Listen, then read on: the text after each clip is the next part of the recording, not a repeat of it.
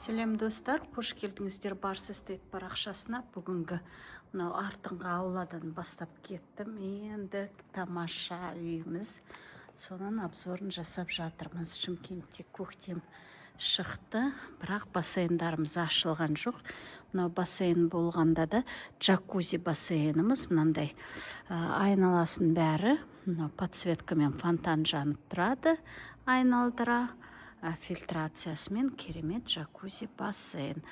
Мінеке озеленение тамаша. Мына үйдің көрінісі, үйдің сыртқы сыртын отделкасы толық натуральный травертинмен және гранитпен жасалынған. Даже мынау брусчаткаларымызды гранитный осындай. Ал мінеке мұнда бастайық. Бұл жерге келетін болсақ, бұл бірінші уличный мынау зона барбекю. Мінеке мангальная зонамыз, қазанымыз бар, плитамыз бар. Мінеке осындай барлық жағдай жасалынған. Бұл жерде душымыз бар, шомылып алуға болатын.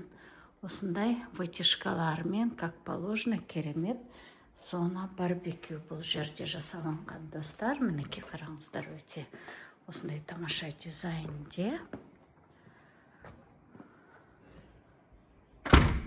Мінеке және бұл жерде мынау жазғы ас бөлме.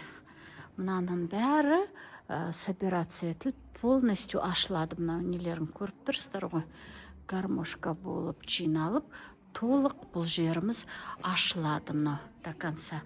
Мына үйден шығып кететін тағы бір есігіміз бар достар.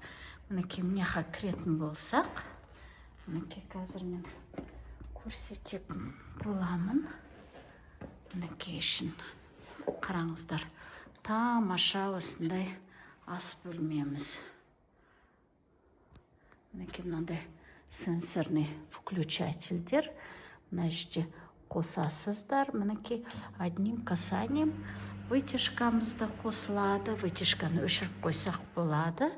Міне все такое. Өзіне жасалынған екен, бәрі өте қымбат. Мына қараңыздар, ішіне деген ас бөлме.